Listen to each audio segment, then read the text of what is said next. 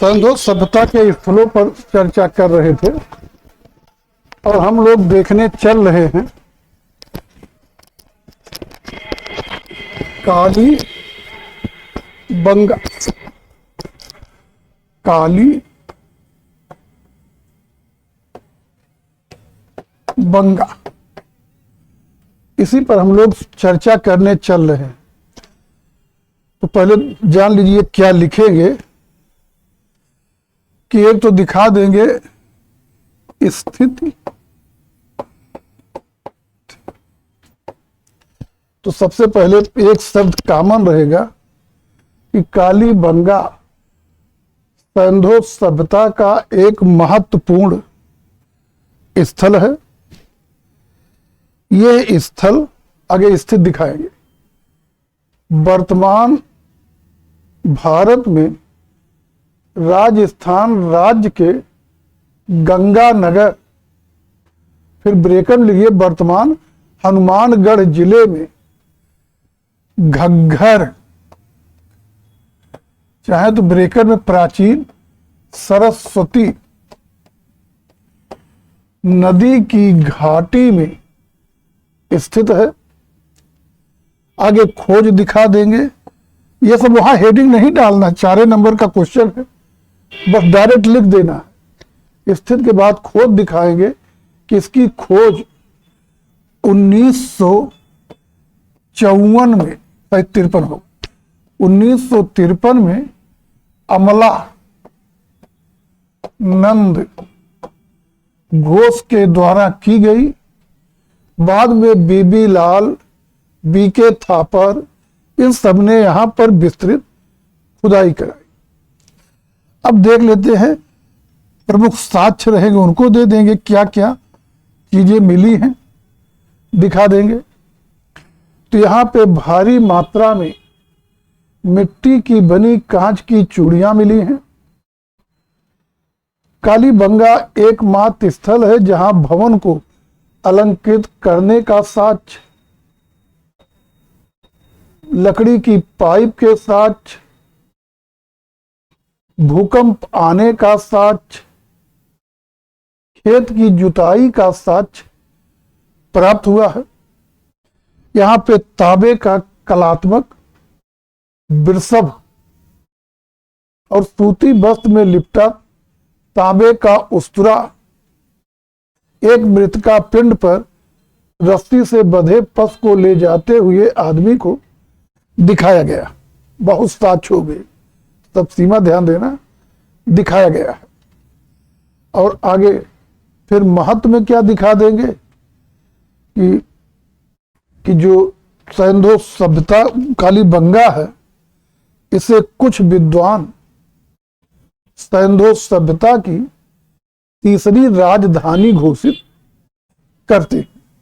बस इतना सब बहुत लिखिए, फिर आगे अगले स्तर पे चलते हैं। कालीबंगा वही भारी मात्रा में मिट्टी की काली चूड़ियां मिली और उन्हीं के नाम पे पड़ा काली बंगा। बंगा माने चूड़ियां, कालीबंगा। कालीबंगा हेडिंग डाल के लिख लिए। कालीबंगा सिंध घाटी की सभ्यता का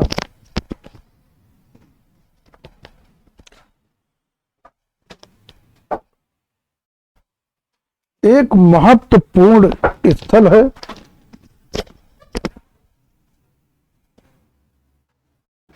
जो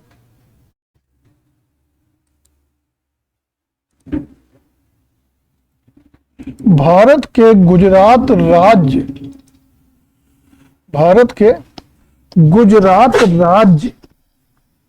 अरे सुधार करिए, मैं खुद गलत बोल दिया। जो भारत के, सुधार करिए, राजस्थान राज्य, भारत के राजस्थान राज्य के गंगानगर, ब्रेकर में वर्तमान हनुमानगढ़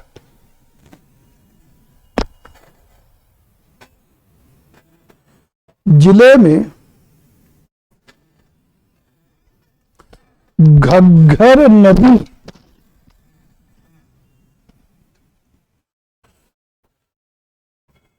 ब्रैकेट में प्राचीन सरस्वती नदी,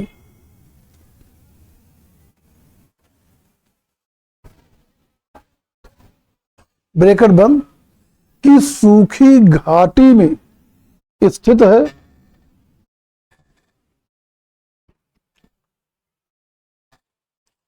इसकी खोज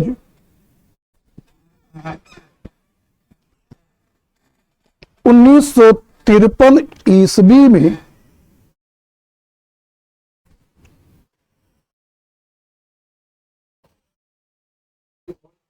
1953 ईस्वी में अमलानंद घोष ने की।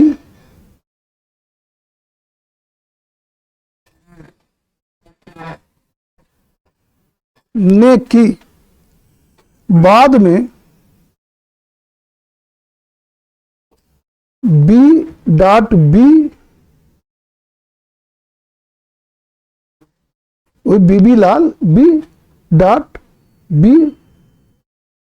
लाल, बीबी लाल, ब्रजवासी लाल, और लिखिए ना, बीबी लाल और बीके थापर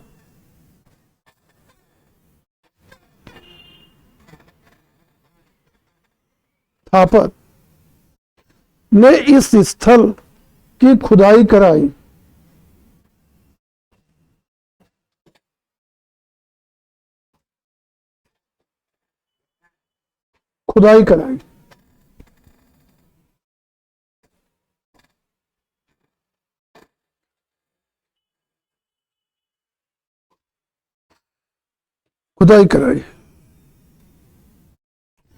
अब नई नई लाइन से एकदम लिख दीजिए। भवनों को अलंकृत करने का साक्ष्य,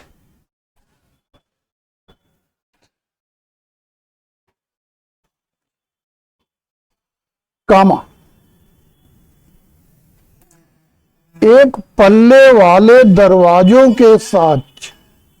अभी डिटेल लिखना हो तो सब हमें अलग अलग लाइन करवा देते। एक पल्ले वाले दरवाजों के साथ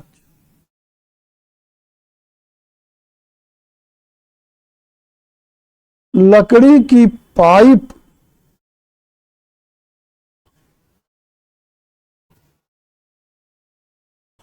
के साथ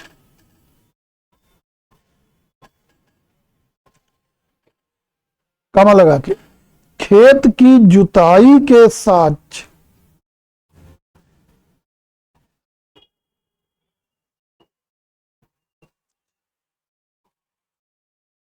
भूकंप आने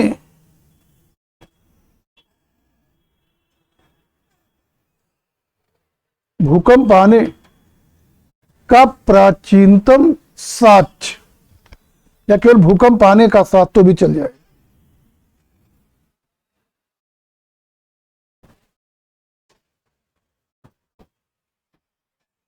साक्ष्य केवल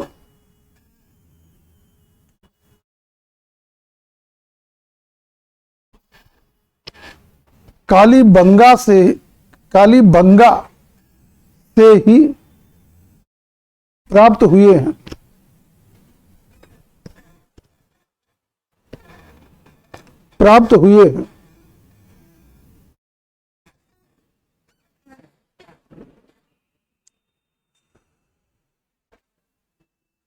फिर नई लाइन लिख दिए। तांबे का बिरसव,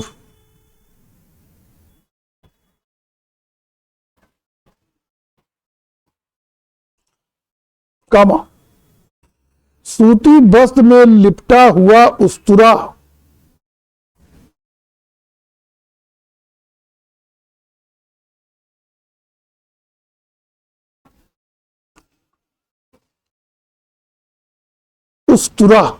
कामा, एक मृतिका पिंड पर बना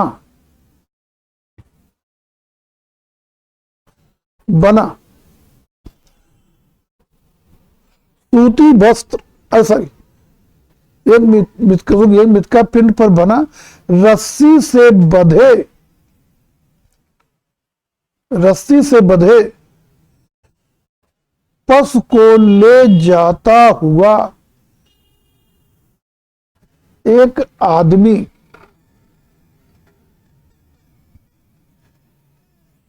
आदि।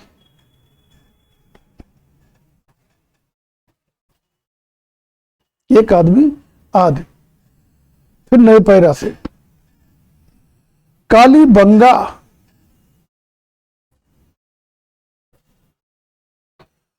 जिसे दीनहीन बस्ती कहा गया है,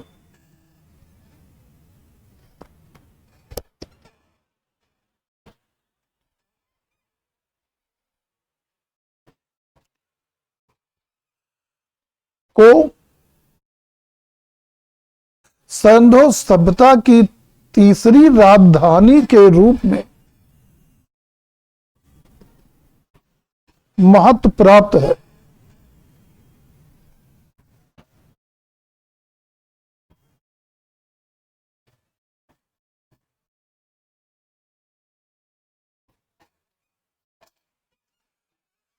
बस इतना ही। अगला स्थल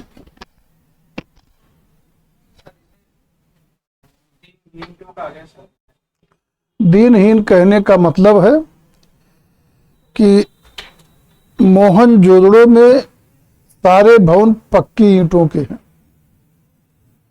कालीबंगा में पक्की ईंटें केवल नालियों दहलीजों में प्रयोग हुई है, भवन सब कच्ची ईंटों की। मोहनजोदड़ो में एक विकसित जल निकास व्यवस्था थी।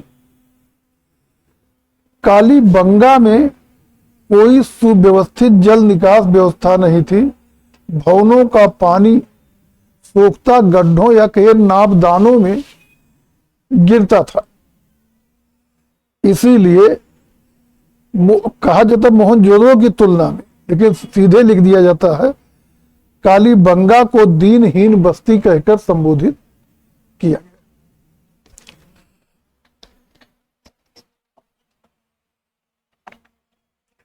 आगे क्या है? बनवाली। ये भी आपके सिलेबस में है, देख लीजिए। लिखना क्या है कि बनवाली पहला वक्त तो हमेशा ही रहेगा, एक प्रमुख सैंधो स्थल है। आगे स्थित दिखाएंगे। ये वर्तमान भारत के हरियाणा राज्य के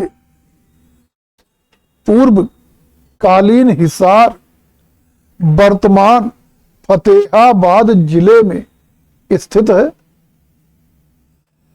इस स्थल की खोज 1974 में आर एस बिस्ट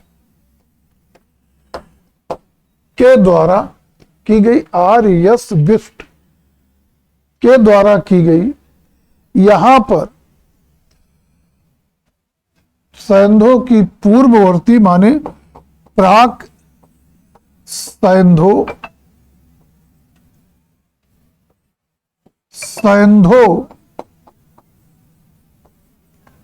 और परवर्ती सैंधो संस्कृतियों के साक्ष्य पाए गए हैं। यहां पर भी किले बंद बस्ती, पकी मिट्टी का खिलौना हल, पकी मिट्टी का खिलौना हल, एक भवन से वाश बेसिन या धावन पात्र, वाश बेसिन या धावन पात्र, मोहरे, मात्र देवी की 2 मूर्तियां आदि प्राप्त हुई है। मात्र देवी की मूर्तियां आदि प्राप्त हुई। बस बनवाली के बारे में बहुत डिटेल नहीं, यही।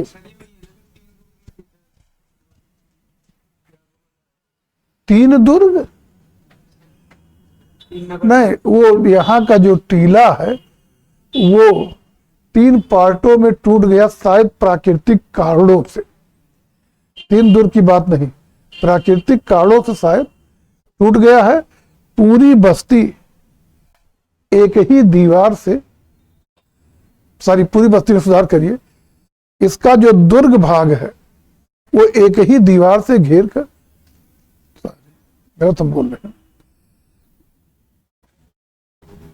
जो आपका बनवाली है, यहां की स्थिति क्या रहेगी? कालीबंगा लूथल से तुलना करा देंगे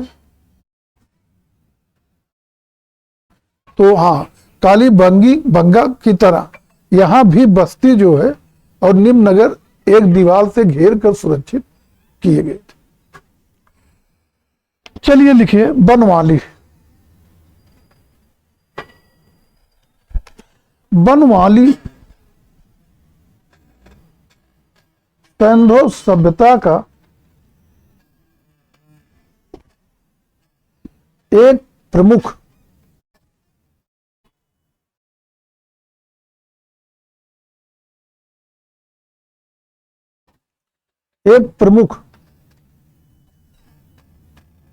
स्थल है जो भारत में हरियाणा राज्य के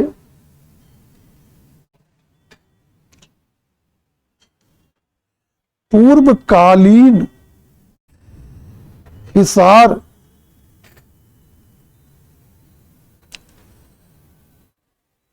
वर्तमान फतेहाबाद जिले में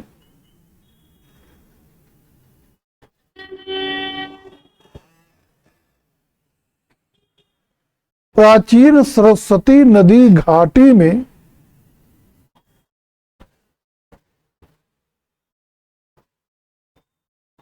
स्थित है।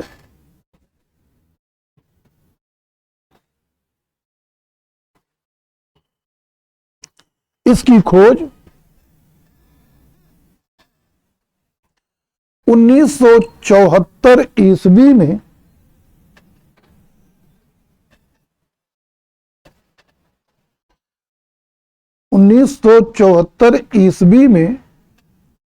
आर एस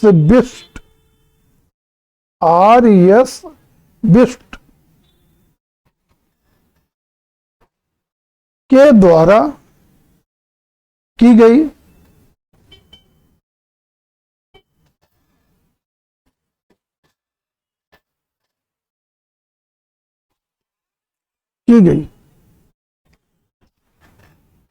इसे लिख दीजिए डायरेक्ट। यहां पर प्राग सैंधो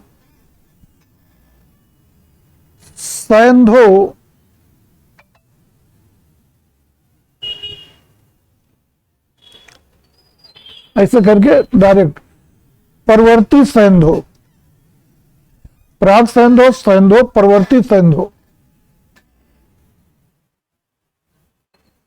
मतलब समझ रहे हैं? सैंधो के पहले की, सैंधो काल की, सैंधो के बाद की संस्कृतियों के साक्ष्य प्राप्त हुए हैं।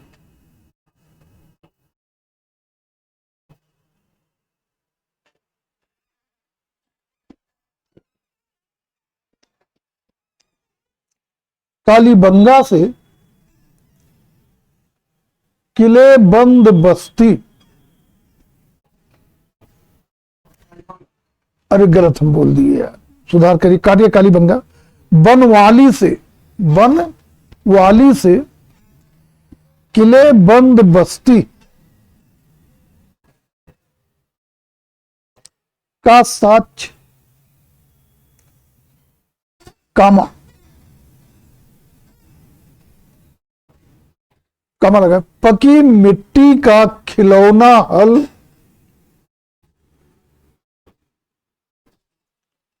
मुहरे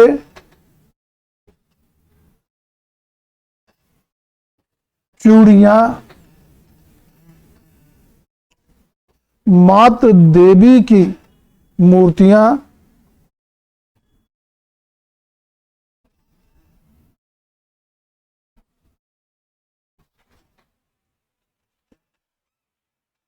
प्राप्त हुई।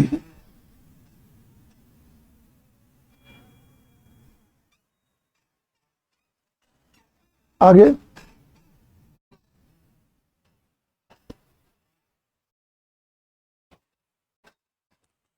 बनवाली के एक भवन से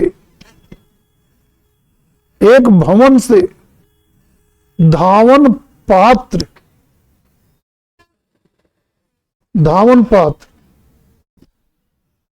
ब्रैकेट में वाश बेसिन का साक्ष्य प्राप्त, धावन पात्र ब्रैकेट में वाश बेसिन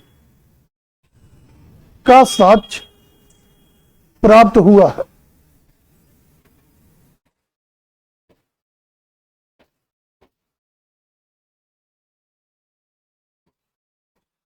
बस हो गया 50, 60, 70 सब।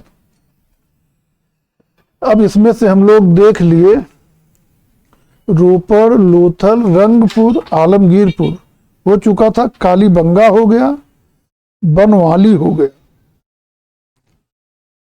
लिखिए, बनवाली तो भी हो गया ना, कालीबंगा, बनवाली। इसके बाद हमें देखना है धौला बीरा। धौला बीरा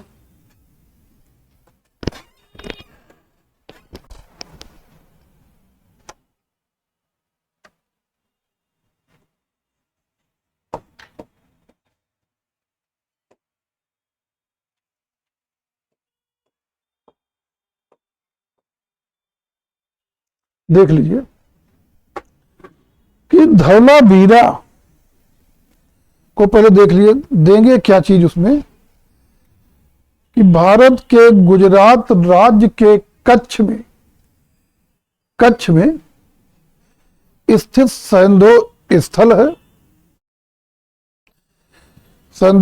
है जिसकी खोज 1967-68 ईस्वी में 1967-68 ईस्वी में जगपत जोशी के द्वारा की गई। यहां पर प्राप्त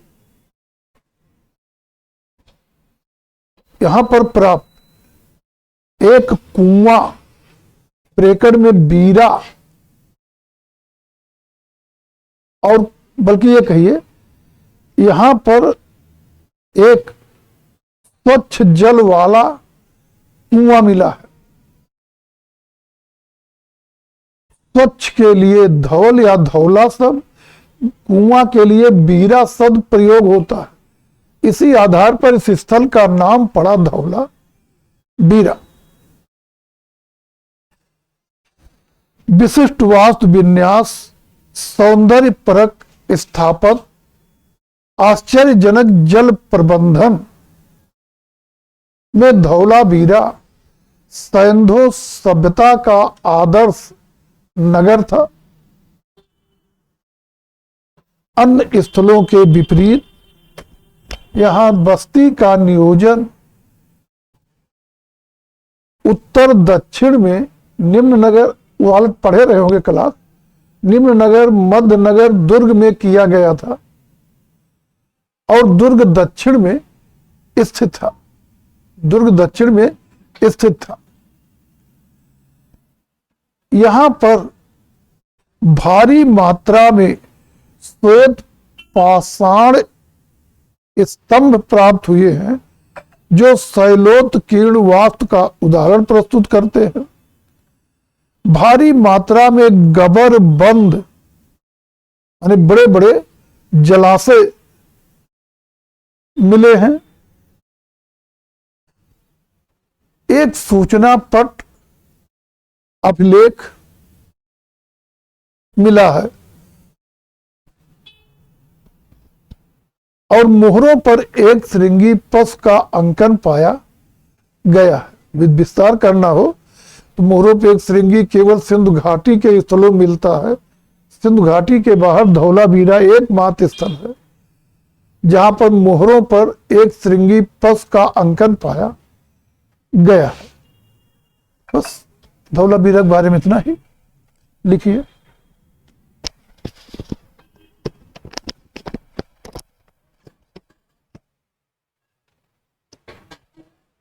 धौलावीरा,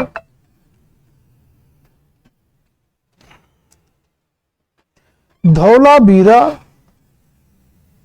सिंधु सभ्यता का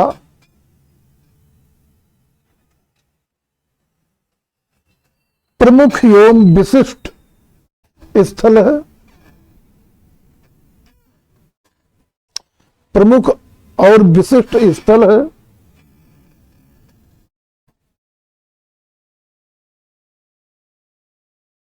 यह भारत के गुजरात राज्य में, भारत के गुजरात राज्य में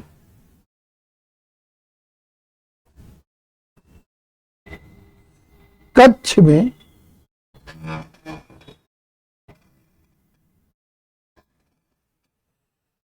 स्थित है।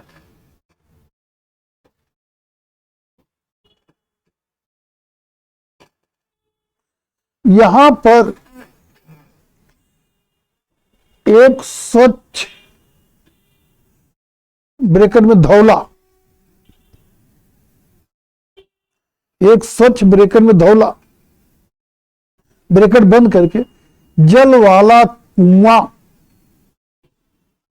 कुआं ब्रैकेट में वीरा,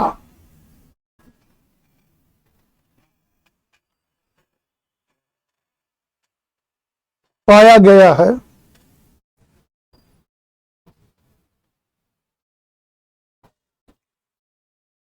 जिसके आधार पर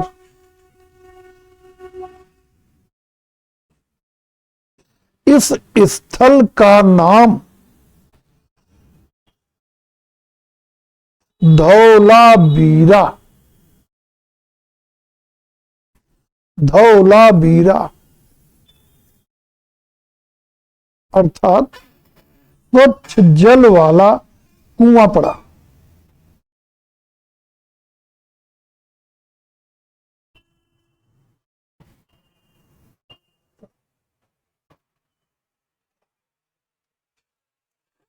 कुआं पड़ा, पैरा चेंज करके अभी खोजकर्ता नहीं दिए है ना, खोजकर्ता नहीं लिखा है ना, पड़ा स्थित हो गई। आगे लिखिए, पैरा चेंज करके कितना बड़ा लिखा गया, 5-6 लाइन। हाँ, पैरा चेंज करके लिखिए। धौलावीरा की खोज 1967-68 ईस्वी में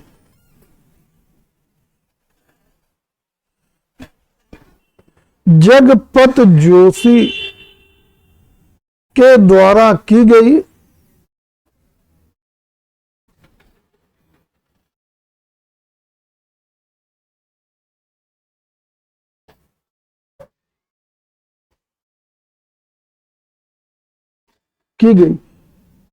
विराम लगा कि जोशी के शब्दों में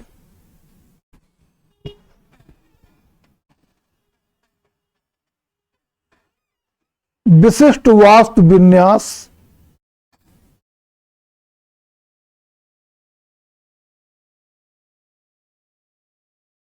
कामा सौंदर्य परक स्थापत्य,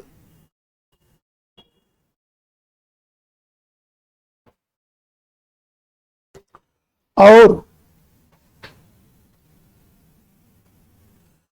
आश्चर्यजनक जल प्रबंधन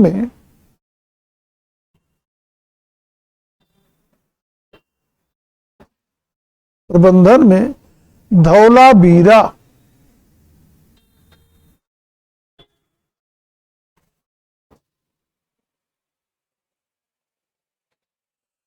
सिंधु सभ्यता का आदर्श नगर था।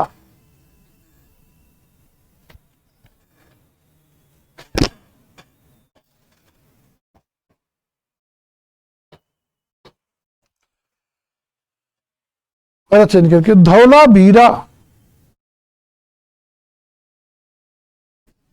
में बस्ती का नियोजन निम्न नगर,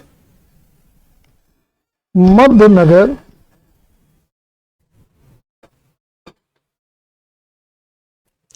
और दुर्ग में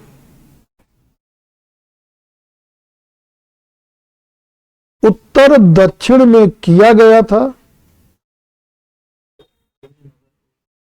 निम्न नगर, मध्य नगर, दुर्ग में किया गया था, किया गया था। हाँ, उत्तर दक्षिण बोलेंगे। निम्न नगर, मध्य नगर, दुर्ग में उत्तर दक्षिण में किया गया था। ना भी लिखे कोई जरूरी नहीं, मेंस लिख रहे हैं, ऑब्जेक्टिव क्वेश्चन थोड़े। आगे, दुर्ग दक्षिण में स्थित था।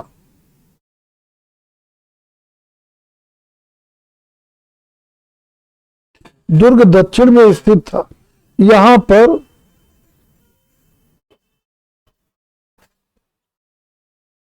भारी मात्रा में गबरबंद,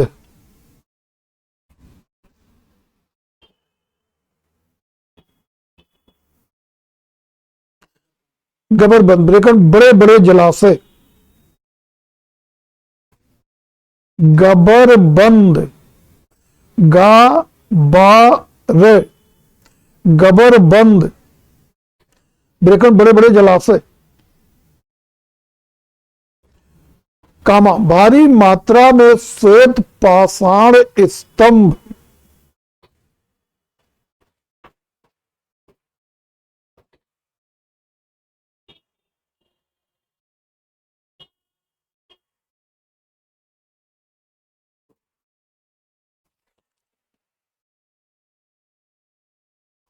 कामा सूचना पट अभिलेख,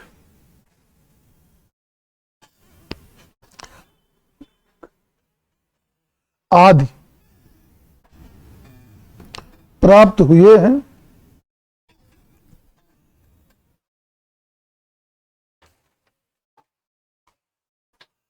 पैरा चेंज करके, धौलावीरा,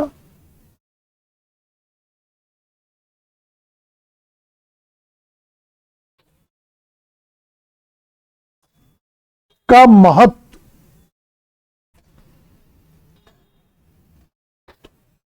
सिंधु सभ्यता के वैज्ञानिक सोच, सिंधु सभ्यता के वैज्ञानिक सोच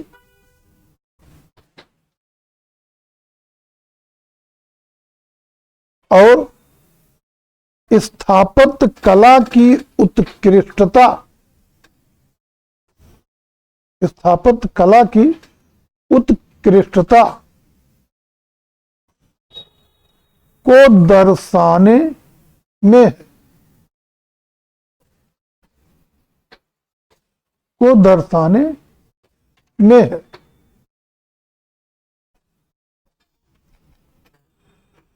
अब देख लिए, पहले कोई चीज बचा तो नहीं है। टॉपिक थी सिंधु घाटी की, सिंधु घाटी सभ्यता की कला, दिखाया नहीं। चलिए देख लेते एक बार फिर से कि कला, ब्रेकर लिखा हड़प्पा मोहनजोदड़ो, माने विशेष संदर्भ हड़प्पा मोहनजोदड़ो।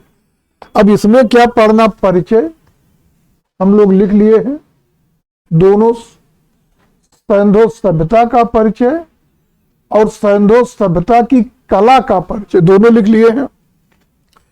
काल और स्थान, तो सिंधु सभ्यता का काल, उसके स्थान पर भी चर्चा कर लिए हैं। सिंधु सभ्यता का विस्तार, ये भी देख लिए हैं। अब फिर दिया है हड़प्पा और मोहनजोदड़ो, इन दोनों को देख चुके हैं, लिख लिए हैं। फिर दे रहा रोपड़, लोथल, रंगपुर लिख लिए होंगे। आलमगीरपुर शायद बताने नहीं लिखे हैं। कालीबंगा लिख लिए, बनवाली लिख लिए, धौलावीरा लिख लिए। मतलब हम आलमगीरपुर लिखा दें तो ये टॉपिक खत्म। आलमगीरपुर भी लिख लीजिए, आलमगीरपुर।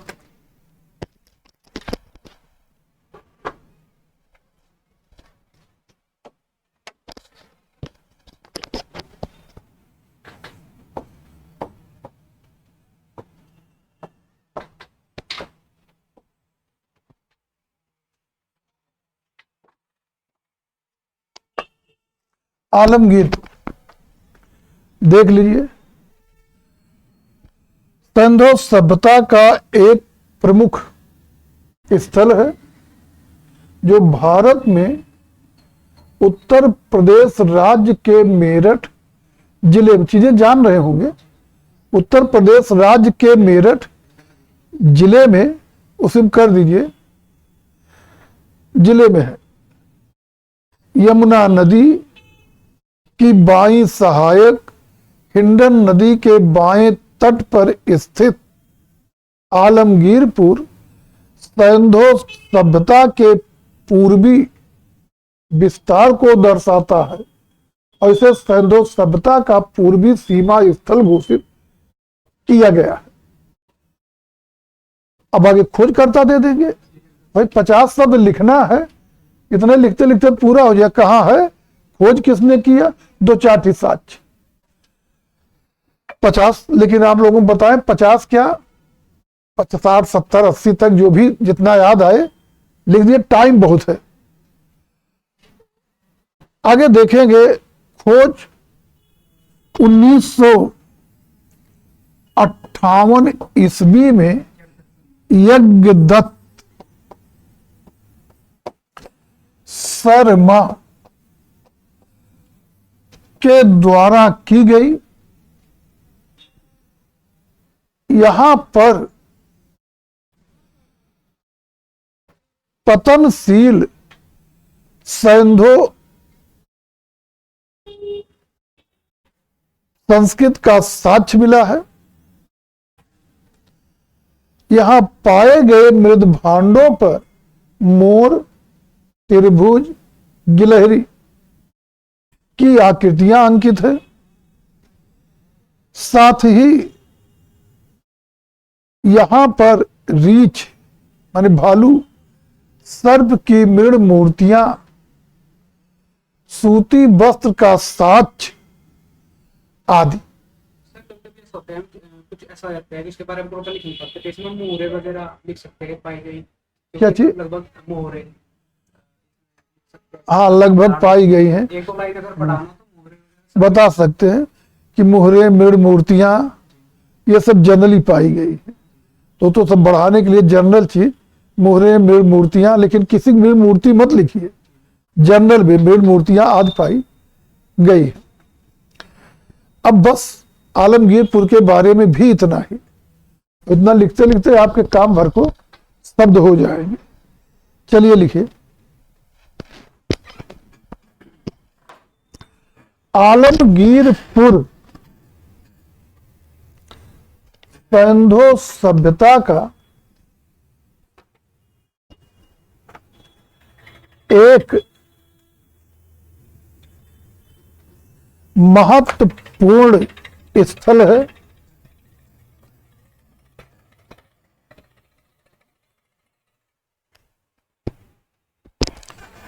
जो भारत में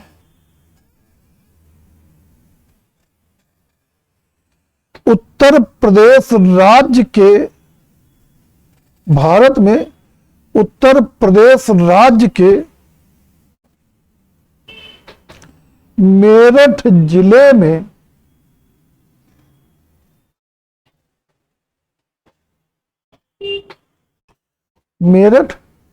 में यमुना नदी की बाईं सहायक नदी, यमुना नदी की बाईं सहायक नदी हिंडन नदी के तट पर, एक मिनट रुकिएगा, बाईं सहायक हिंडन नदी के बाएं तट पर स्थित है।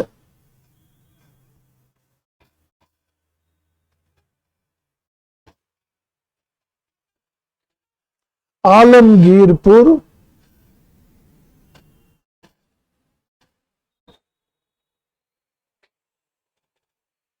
सिंधु सभ्यता के पूर्वी विस्तार को दर्शाता है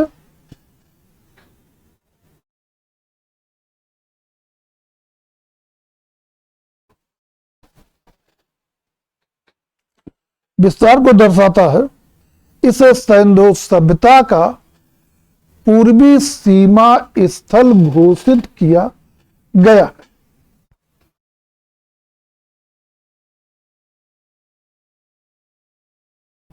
सीमा स्थल घोषित किया गया।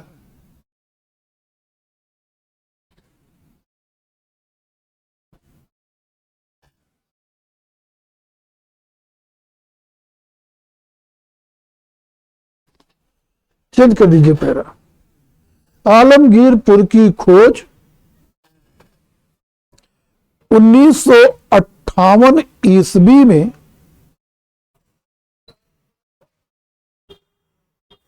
यज्ञदत्त शर्मा, YD शर्मा शार्ट में, यज्ञदत्त शर्मा के द्वारा की गई।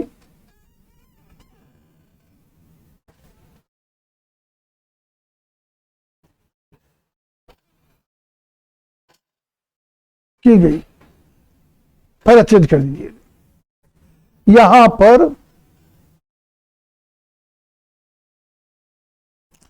रीछ और सर्प की मृण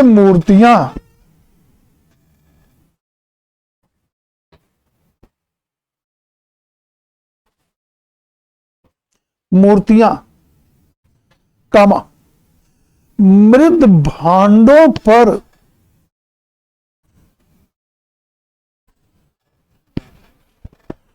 मोर, त्रिभुज और गिलहरी की आकृतियां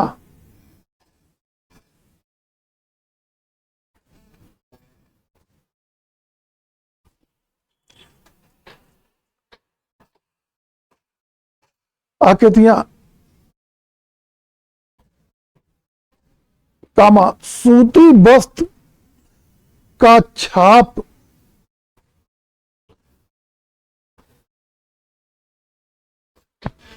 पाए गए हैं।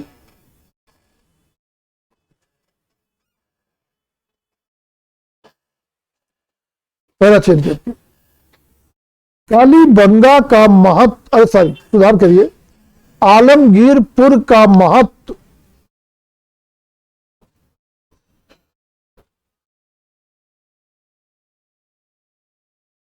इस बात में है कि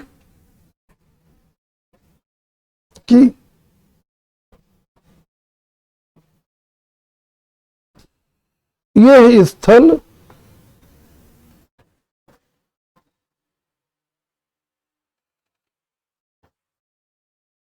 सिंधु सभ्यता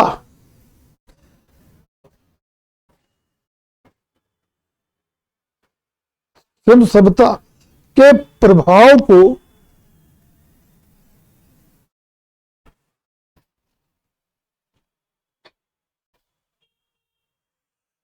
को गंगा यमुना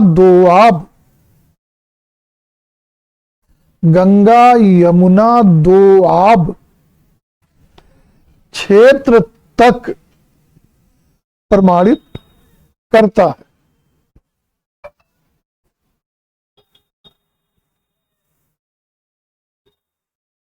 अब हमारी समझ से हो गए होंगे, 5 स्थलाल लिखे होंगे, आलमगीरपुर, धौलावीरा, बनवाली, कालीबंगा, 4 होंगे। आज लिखे आलमगीरपुर 1, कालीबंगा 2, बनवाली 3, धौलावीरा 4। इसके पहले हम लोग रंगपुर, लोथल, रोपड़, हड़प्पा, मोहनजोदड़ो देख चुके थे। अब अपने सिलेबस को देखिए पहले, फिर आगे चलते हैं। मतलब यहां तक पहली इकाई में यहां तक का अध्ययन हम लोग कर लिए। अब आगे दिया कि निम्नलिखित का अध्ययन करिए। मूर्तियां और टेराकोटा, और उसके अंतर्गत क्या क्या पढ़ना वो दे भी दिया, इसलिए हमको बहुत डिटेल नहीं भागना। डिटेल देखना हो जो हम सुबह वाला क्लास पढ़ाते उसमें सब कुछ मिल जाए। तो अब ये जो है नोट तो तीनों लोगों को दिए होंगे ना साइन होकर, एक आध बार पढ़ते रहिए, उससे डिटेल कुछ भी पूछ ले तो भी हो जाएगा। और दूसरे स्पेशली EMRS वालों, उनको पढ़ने का उनके ऑब्जेक्टिव आ रहे हैं।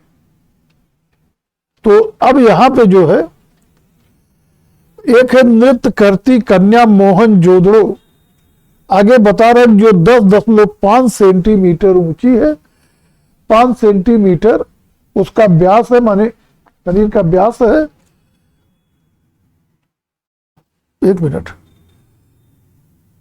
लंबाई, हाँ व्यास है, तो ये लंबाई ऊंचाई हो गई, ये उसके यहां का व्यास हो गया।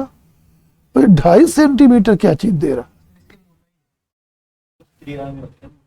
त्रिआयामी, हाँ मोटाई करके दे दिया, मोटाई है। बाकी राष्ट्रीय संग्रह नई दिल्ली में है, तो आधा ज्यादा जानकारी तो इसने अपने सिलेबस में दे दिया है। 20% हो जाएगा। हाँ, केवल सिलेबस ही बढ़िया तैयार कर ले। हाँ, ये हमारे इसमें सिलेबस बेस ज्यादा आते हैं, बहुत सारे हो जाएंगे, बहुत सारी चीजें सब दे दिया है। और अब इसको देख लेते हैं कि क्या क्या हमको इसमें लिखना होगा, बहुत महत्वपूर्ण है। अभी कल आप लोग इसको पढ़े भी रहे होंगे।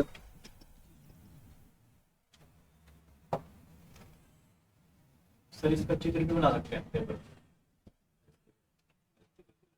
हाँ, आप लोग बना सकते हैं, नहीं आप लोग बता सकते हैं और बना भी लेंगे, थोड़ा सा कला का ज्ञान होगा। जैसे आपको बनाना मुश्किल हो जाएगा, लेकिन आप बना लेंगे तो बना करके लीजिए, बना दीजिएगा इसलिए कि आपके पास पर्याप्त टाइम है, बहुत टाइम भाई, आधा घंटा में आप 40 टी ऑब्जेक्टिव कर देंगे। 2.5 घंटे में भी कल हम बताए थे ना, लिखना कितना, 15 क्वेश्चन 4 नंबर के, और 4 नंबर मॉडल क्वेश्चन भी दिखाए रहे होंगे आपको, जो है 5-6 लाइन वाला 30-35 शब्द लिखे जाते हैं। तो आप लोग 30-35 मत लिखिए, वहां शब्द सीमा नहीं दिया, आप लोग 60-70-80 शब्द 100 शब्द तक लिखिए एक पेज में। वहां हो जाए थोड़ा बड़ा बड़ा लिखेंगे, एक पेज पर एक लिखिए। तो भी मान लेते हैं कि अगर आप एक औसत में 50 शब्द लिख रहे हैं, 50 लिख रहे हैं, या मान लिया 70 लिख रहे हैं, इससे ज्यादा नहीं, इससे ज्यादा बहुत ज्यादा होने लगेगा ना, तो 15-7-85 850 शब्द लिखने के लिए समय कितना, 2.5 घंटा, 2.5 घंटा। जबकि 850 शब्द लिखने के लिए मिलना समय क्या चाहिए बता रहे हैं, 850 शब्द के लिए मैक्सिमम 20 मिनट। स्टैंडर्ड टाइम जो परीक्षा टाइम होता है 20-25 मिनट मैक्सिमम होता है। जैसे IAS वगैरह में क्या नाम है, PCS वगैरह में लगभग 4800, 5200, 5500 शब्द तक लिखवाते, समय 3 घंटे रहता, तो आधा घंटा मान लीजिए होता है, और आपके पास कितना, 2.5 घंटा है, तो आराम से लिखिए।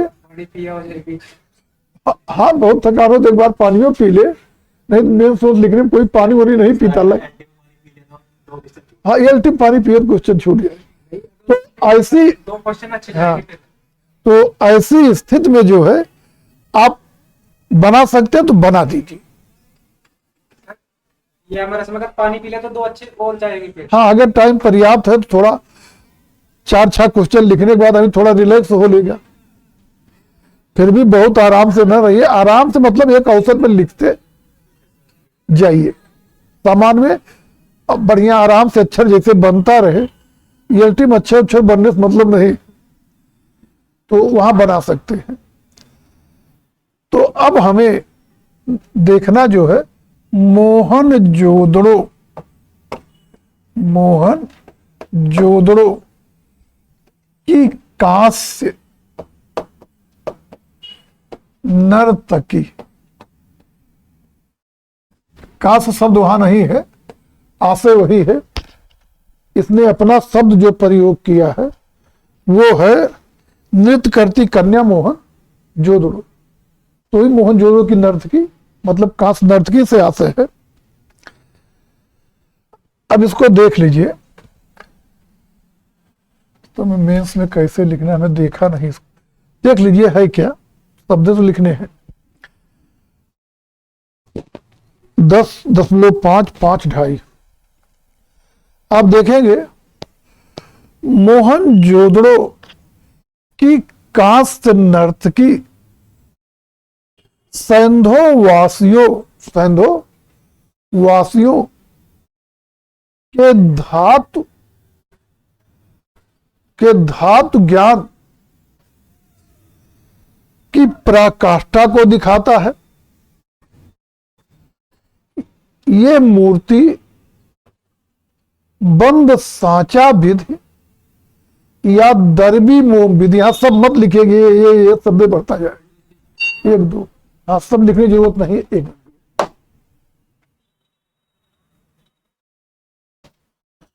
बंद सांचा विध या दरबी मोम विध से एक ही बार में सांचे में ढालकर बनाई गई है, एक ही बार में सांचे में ढालकर बनाई गई है, जिससे मूर्ति में सहजता, गतिशीलता जैसे भाव खुद ही आ गए। कलाविद कार्लटन महोदय ने इसकी भूरी भूरी प्रशंसा की है। कार्लटन महोदय ने इसकी भूर भूर प्रशंसा की है। ये मूर्ति लगभग वही जो दिया 10.5 गुणे 5 गुणे 2.5 सेंटीमीटर आकार की है। मूर्ति में एक नृत्य रथ, मूर्ति में एक नृत्य रथ युवती को दिखाया गया है, जिसका कौन हाथ कमर पे, जिसका जो है एक मिनट नहीं, बायां हाथ कमर पे, हाँ बायां हाथ दायां हाथ में छोड़िए। नहीं, यूं है कैसे, बायां हाथ यूं है ठीक। इधर बायां हाथ है ना, फिर बायां हाथ नीचे है, बायां नीचे है ना, इधर बायां है ना, बायां हाथ के नीचे है। अच्छा मतलब यूं है, में छोड़िए। ऐसे किए हुए। तो जो मूर्ति है इसका दाहिना हाथ कमर पे है, कमर पर है, जो चूड़ियों से भरा हुआ। बायां हाथ जो है नीचे की तरफ झुका हुआ है, उसमें भी 2-4 चूड़ियां दिखाई गई है। आखिरी टोटली नग्न है, बाल पीछे की तरफ करके बालों का जूड़ा बनाया, हाँ वो सब अभी देख लेंगे, का जूड़ा बनाया गया है। मूर्ति का जूड़ा बनाया गया है, क्या नाम करके, मूर्ति का जो है बाल पीछे करके बालों का जूड़ा बनाया गया है। साथ ही क्या चीज, हाँ कलर सांवला है, वो तो बहुत चीजें हैं, होंठ को देखने दरमिड़ प्रजात लगती है, तो वो सब जाने दे रहे हैं कि जो है लटका हुआ है उसमें ज्यादा छोड़िए। लटके वाले में ज्यादा दिखाया है। अभी देखिए उसको बाद में देख लेते, छोड़िए। तो जो है ये सब चीजें दिखा देंगे। इसके अलावा सैंधो सभ्यता में जो भी धातु मूर्तियां हैं उनमें सबसे कलात्मक यही कांस्य नर्तकी है। इसके जैसी कलात्मकता अन्य किसी धातु मूर्ति में नहीं है।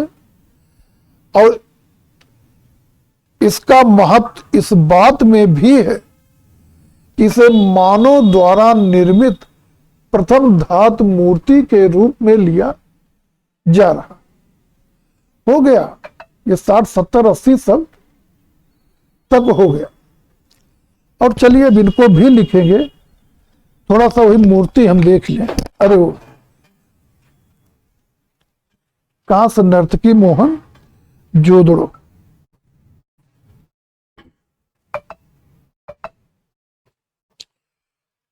मोहन जोदड़ो की कांस नर्तकी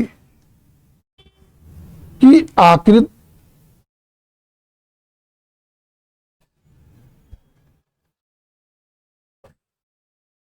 एक मिनट,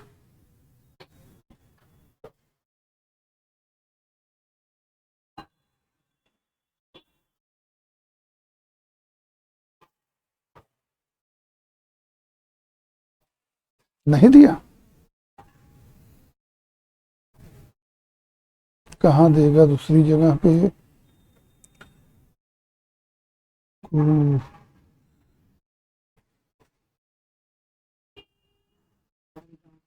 मोहन जोदड़ो की डांसिंग गर्ल,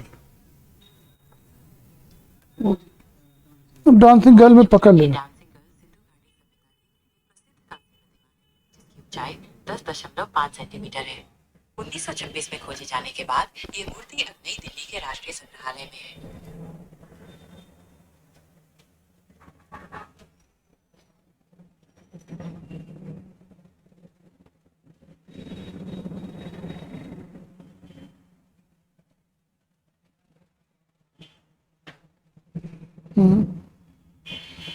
यही आखिरत है, यही आखिरत है। तो इधर से हो गई, दाहिना हाथ यूं कमर पे हो गया, बायां नीचे की तरफ लटकाई है, बायां चूड़ियों से भरा है, दाहिने में भी 2-3 चूड़ियां हैं, गले में चेन पहनी जिसमें 3 लॉकेट या लटकन लगे हुए हैं। बस यही सब हो गया। चलिए लिखिए।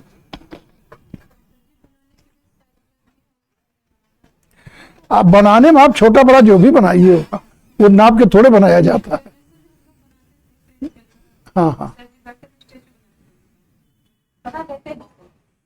अरे बहुत बड़ी बात जब इतना बना लेती हैं।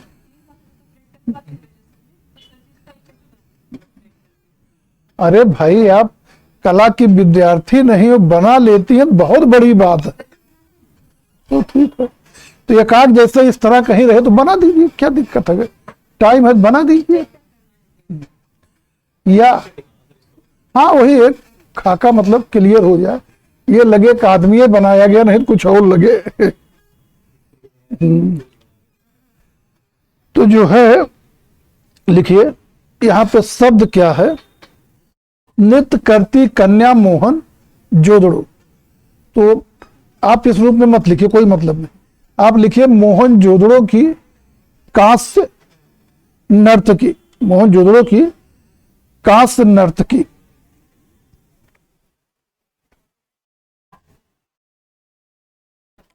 डैश करके लिखिए।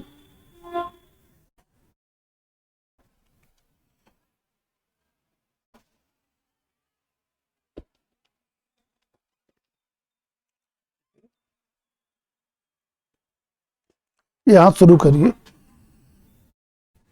राष्ट्रीय संग्रहालय नई दिल्ली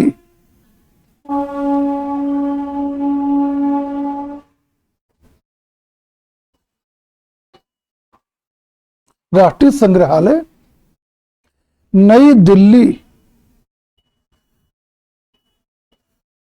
में संग्रहित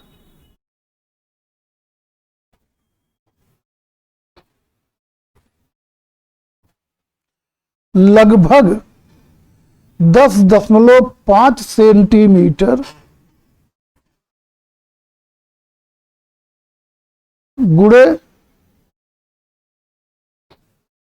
5 सेंटीमीटर गुणे 2.5 सेंटीमीटर गुणे 2.5 सेंटीमीटर आकार की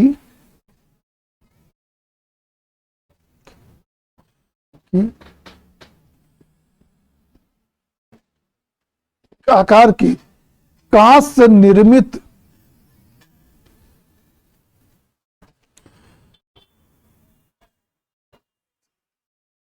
नृत्यरत युवती की मूर्ति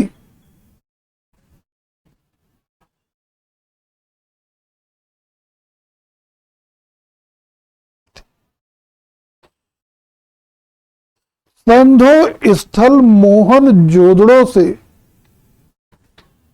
प्राप्त हुई है।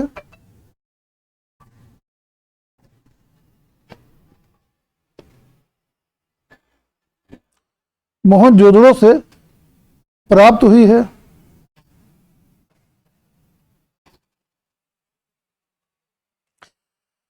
इस मूर्ति का निर्माण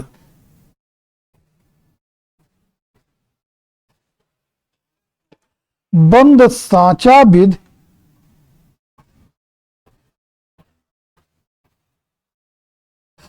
या दरबी मोम विधि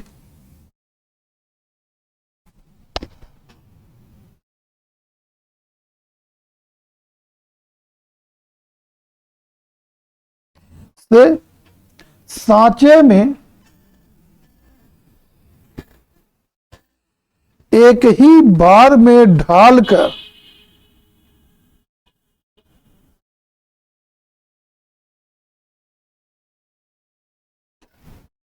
किया गया है।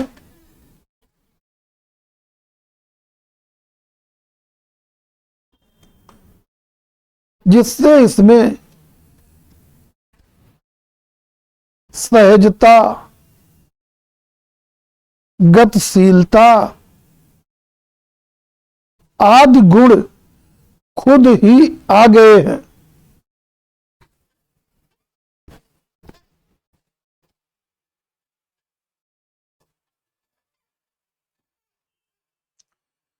पैरा चेंज करके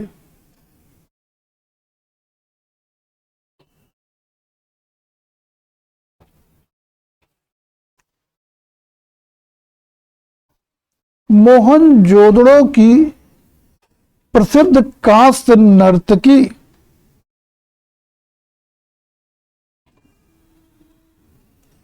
की आकृति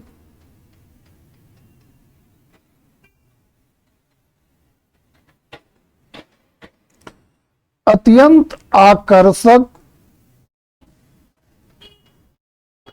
सजीव और गतिशील है।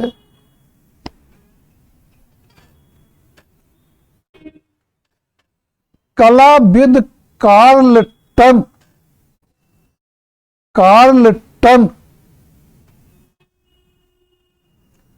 महोदय ने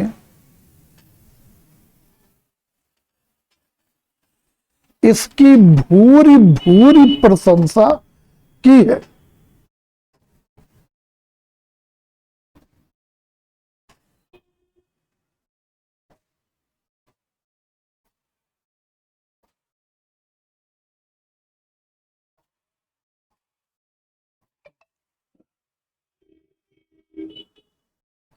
भूर भूर प्रशंसा की है। पैरा चेंज करके आकृति पूर्णतः नग्न है। शरीर लंबा, पतला और लचीला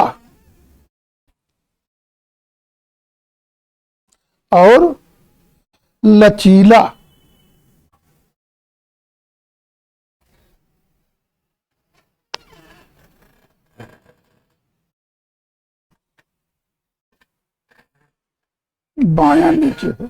शरीर लंबा, पतला और शरीर जो है वो क्या बताया हमने, लंबा, पतला और लचीला है या बनाया गया है और लचीला है।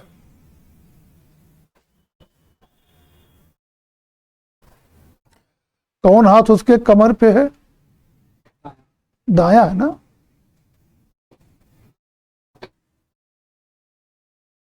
इसमें गलत लिखा गया है यार, आकृत मूर्ति हाँ इसमें यूं दिखाया गया है। मेरे पास एनसीईआरटी का पीडीएफ। देखिए तो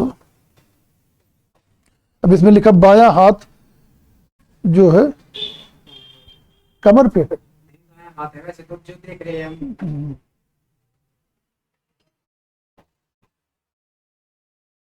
देखिए तो क्या दिया है चित्र में।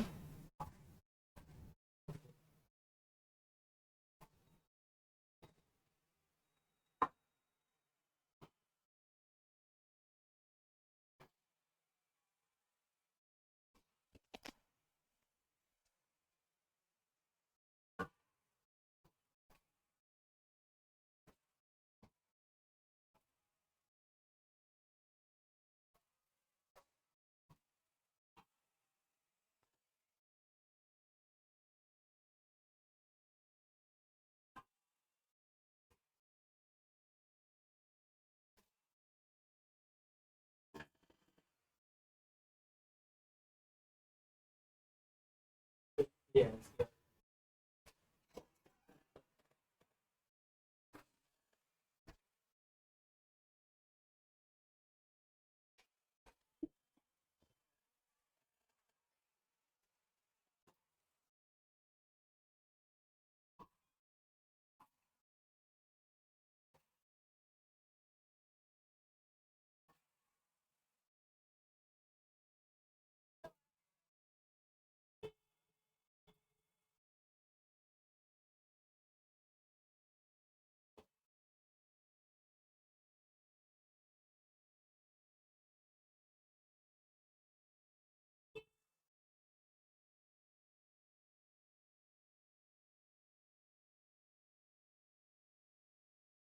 चलिए ठीक, दाहिना कमर पे और बायां नीचे ही लिखना है हम लोगों को, बायां नीचे की तरफ। इसमें एक ऐसे भी कर सकते हैं, एक हाथ कमर पे और एक हाथ में काफी चाहिए। हाँ वो तो बचा जा सकता है उससे, उससे बचने के लिए इसमें दाहिना कमर पे है ना। हाँ अरे उसमें लिखा भी है ना। स्थिति सेम गौतम बुद्ध जैसी। हाँ सेम है तो, लेकिन इसमें उल्टा लिखा जो हम यहां से निकाल रहे हैं। क्या बोले हैं लास्ट में? हाँ लचीला बना है, पैरा चेंज करके बायां हाथ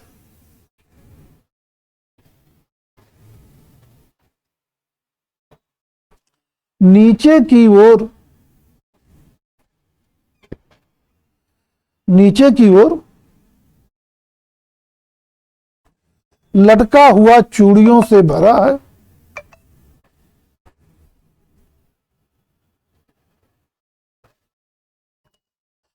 जबकि दायां हाथ कमर पर है।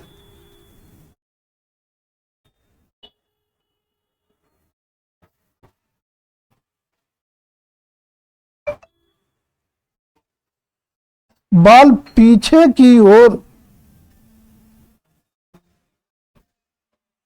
पीछे की ओर जूड़े के रूप में बनाए गए हैं।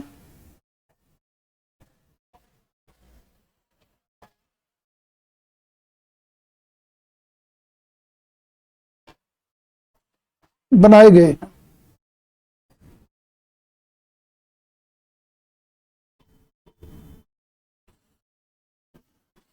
नए पैरा चेंज करके काफी शब्द हो जा रहे हैं।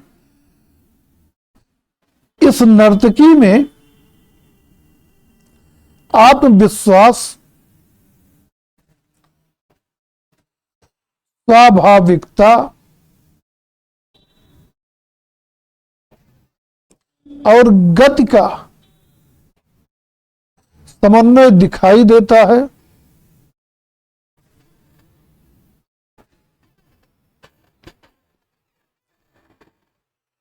जो दिखाई देता, जो सिंधु घाटी की सभ्यता की, सिंधु घाटी की सभ्यता की उच्च कोट की धातु कला, उच्च कोट की धातु कला का प्रमाण प्रस्तुत करती है।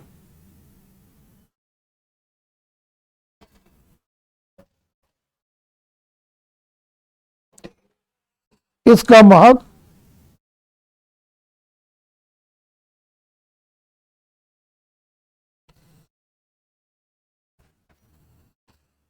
इससे और बढ़ जाता है कि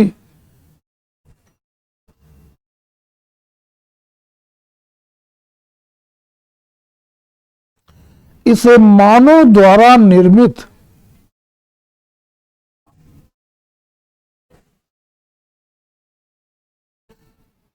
प्रथम धातु मूर्ति होने का गौरव प्राप्त है।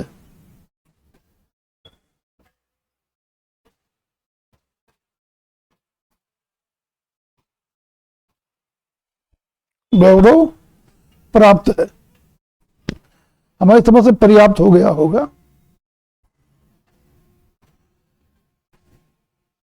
मैटर आपके लिए पर्याप्त हो गया होगा लिखने भर को, कि और डिटेल करना पड़ेगा। अभी जैसे डिटेल करना भी नहीं, तो केवल तब यही थोड़े आएगा, इतने नहीं आएगा। एल्टिम जब ये आएगा तो अगर बहुत शार्ट वैसे आएगा सैंधव कला पे, अन्यथा बहुत शार्ट रहेगा तब वो देगा सैंधव सभ्यता में मूर्त निर्माण कला का वर्णन के। फिर धातु मूर्तियां उसमें अगर प्रॉपर किसी मूर्ति से बनाएगा तो 100 बनाएगा, 125 क्वेश्चन। एक मूर्ति से वहां बनाएगा ही नहीं 125 नंबर, बनाएगा ही नहीं, वो पूरे कला से ही बनाएगा। अब धातु मूर्ति हम सारे उदाहरण दे सकते हैं, पाषाण मूर्तियां, फिर मेड़ मूर्तियां लिखिए जितना बड़ा लिखना हो, या पूरी सैंधव कला ही दे देगा। तो वहां इस बात दिक्कत। अभी जैसे इसमें विस्तार कहाँ है, आप कर सकते हैं विस्तार, इसमें कर सकते हैं कि एक शब्द ये जोड़ सकते हैं कि जो मूर्ति है वो किशोरी या किशोर युवती की है। ये भी प्लस कर सकते हैं, गले में चेन सा पहनी है जिसमें 3 लटकन लटके हुए हैं। क्या चीज की विशेषताएं हार्डिंग डाल गए। अरे यही सब तो होगी विशेषता में, और चीज आगे क्या करेंगे। हाँ, कि हाथ नीचे की तरफ है, चूड़ियां पहने हैं, दाहिने हाथ में कुछ चूड़ियां, बायां पूरा भरा हुआ है, बस यही सब, और क्या दिखाएंगे विशेषता में। तो पर्याप्त है, इतना पर्याप्त है। 80-90 शब्द तक हमको लगता है ये पूरा ही जो लिखी यही है।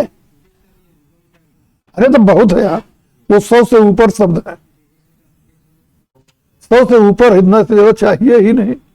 अब आगे जो हम लोगों का अगली टॉपिक है ये हो गया। अब है पुरुष धड़ हड़प्पा। पुरुष धड़ हड़प्पा, तो इसको भी देख लीजिए। पुरुष धड़ हड़प्पा जो है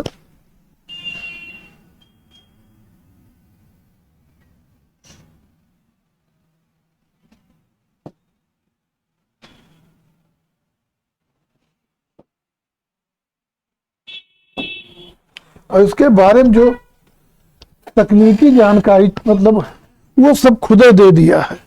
9.2 सेंटीमीटर गुड़े 5.8 गुड़े 3 सेंटीमीटर, तो वही जो हमने कहा लगभग 9 सेंटीमीटर राउंड फिगर में। इसी के बारे में जानना है। समय करीब 2500 ईसा पूर्व है, वही सैंधव काल का है। राष्ट्रीय संग्रहालय नई दिल्ली में रखा गया। मतलब एक मूर्ति के लिए ये कहां पे दिया है, ये इतना सब लिखा डिटेल में। हाँ, पूरा सब कुछ क्लियर कर दिया है। हाँ, तो अब इसमें लिखना क्या है, चीजें आप विधिवत समझ रहे हैं, काफी चीजें जान रहे हैं, कि सैंधो स्थल हड़प्पा से प्राप्त लाल बलुए पत्थर का बना लगभग 9 सेंटीमीटर, या यहां पर 1 मिनट, हाँ बोलो, हाँ बोलिए। हाँ भाई, अभी क्लास में है, 15-20 मिनट बाद आएंगे। ठीक, तो ये बता रहे थे कि कहां शुरू किए थे, धातु, ये देखना, पुरुष धड़। तो सैंधो स्थल हड़प्पा से एक लाल बलुए पत्थर का बना, अब सेम नाप दे दीजिए, जब चूंकि ये दिया ही है, ऐसे में लगभग 9 सेंटीमीटर चल जाता है, लगभग 9.2 सेंटीमीटर गुणे 5.8 सेंटीमीटर गुणे 3 सेंटीमीटर आकार का सिर विहीन मानव धड़ प्राप्त हुआ है, जो राष्ट्रीय संग्रहालय नई दिल्ली में संग्रहित है। नई दिल्ली में संग्रहित है। मूर्ति अति कलात्मक है, मूर्ति अति कलात्मक है और समस्त सैंधो मूर्तियों में सर्वाधिक कलात्मक किसी को माना जा रहा है। वैसे हड़प्पा के दोनों धड़ माने जा, दोनों बरीता देना हो तो लाल वाले को देंगे, माना जा रहा है। मूर्ति में कलात्मकता इस बात में है कि सिर विहीन होते हुए भी मूर्ति योग की मुद्रा में है, जो उसके पेटों के मांसपेशियों के ऐंठन से पूरी तरह से स्पष्ट हो जाता है, पूरी तरह से स्पष्ट हो जाता है। इसकी शैली, भाव संप्रेषण, ये सब अति उच्च कोटि का है, जो इसे यूनानी कला के समीप खींच ले जाता है। यद्यप टुंडलिका, वही पेट का उभार, इसे भारतीय कला के निकट खींच लाता है, भारतीय कला के निकट खींच लाता है। कलाविद मार्शल ने, अब जैसे शब्द ज्यादा हो स्टार्ट करें, शब्द का बहुत विस्तार कर देंगे। कलाविद जॉन मार्शल ने, कलाविद शब्द मत प्रयोग करिएगा, है यहां पुराविद या सीधे जॉन मार्शल करिए। पुराविद जॉन मार्शल ने इसे शिव का योगी रूप माना है। यद्यप जैन विद्वानों का मानना है ये उनके प्रथम तीर्थंकर ऋषभदेव की मूर्ति है। तक्षण विद से बनाई गई, लास्ट में तक्षण विद से बनाई गई यह मूर्ति सैंधो वासियों के उच्च मूर्ति कला ज्ञान या उच्च कला ज्ञान का प्रदर्शन है, या उच्च कला ज्ञान को प्रस्तुत करती है, जो भी शब्द आपने प्रयोग कर दी। बस इतनी चीजें, चलिए लिखी डालिए।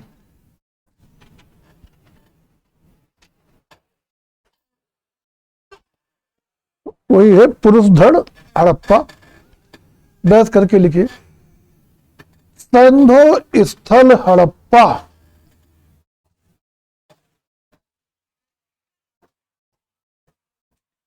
हड़प्पा से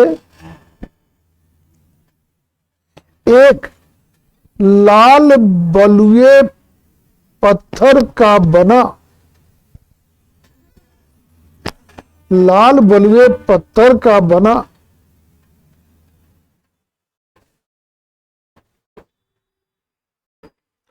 बना 9.2 सेंटीमीटर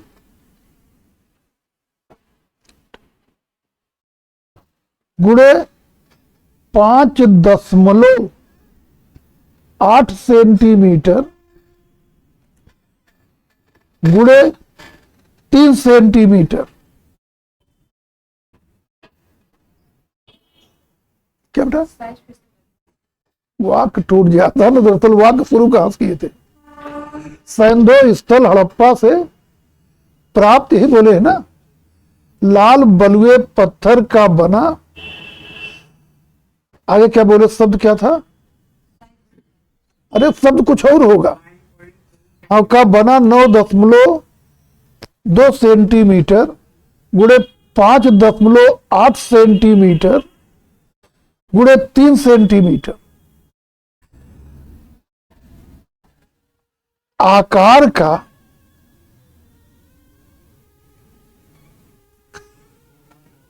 का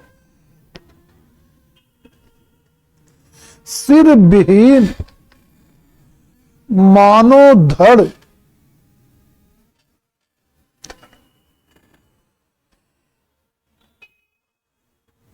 योग की मुद्रा में प्राप्त हुआ है। सब साठ किया जा रहा है। योग की मुद्रा में प्राप्त हुआ है।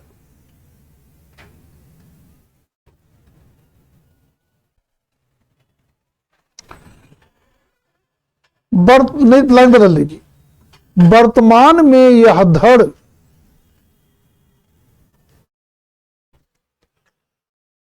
राष्ट्रीय संग्रहालय नई दिल्ली में संग्रहित है। राष्ट्रीय संग्रहालय नई दिल्ली में संग्रहित है।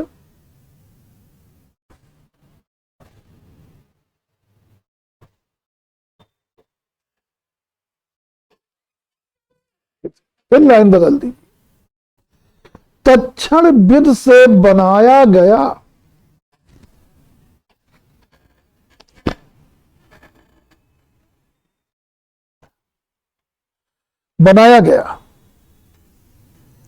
यह धड़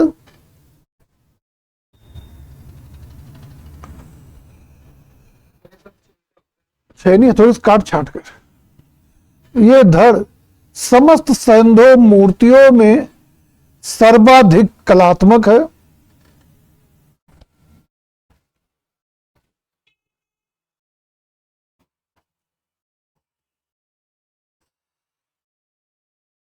कलात्मक है। शैली और भाव संप्रेषण की दृष्टि से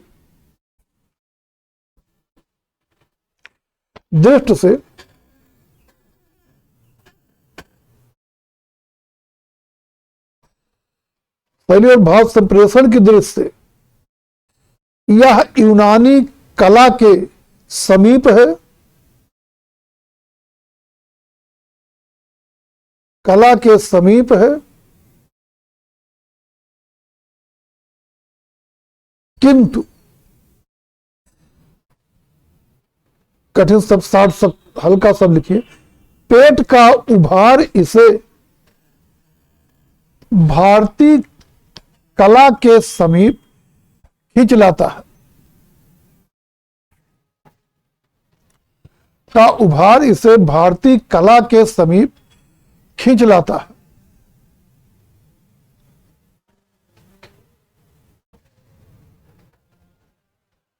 सबसे कलात्मक ये हो गया, करीब खींच लाता है। जॉन मार्शल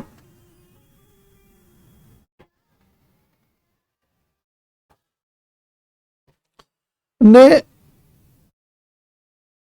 इस धड़ को शिव का योगी रूप माना है।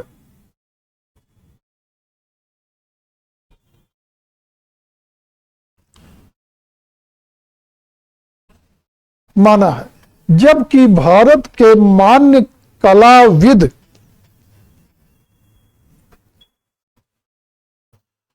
वासुदेव शरण अग्रवाल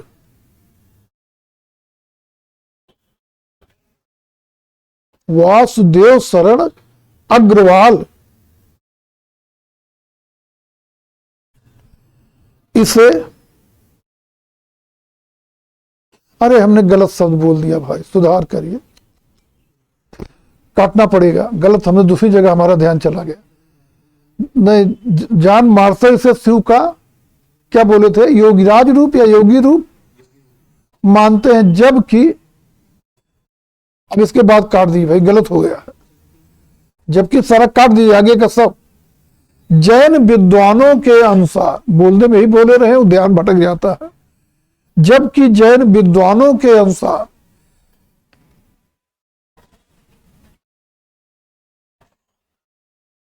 यह उनके प्रथम तीर्थंकर ऋषभ देव की मूर्ति है, ऋषभ देव की मूर्ति है।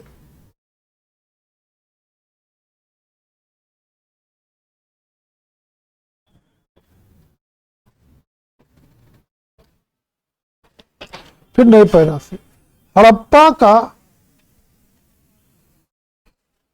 ये पुरुष धड़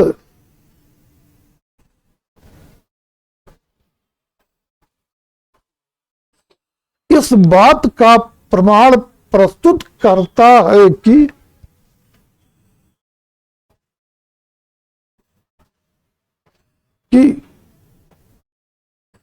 सैंधोवासियों का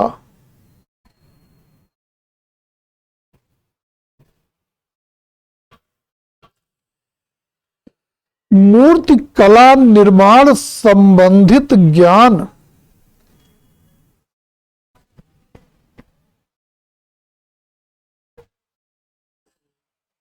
अति उच्च कोटि का था।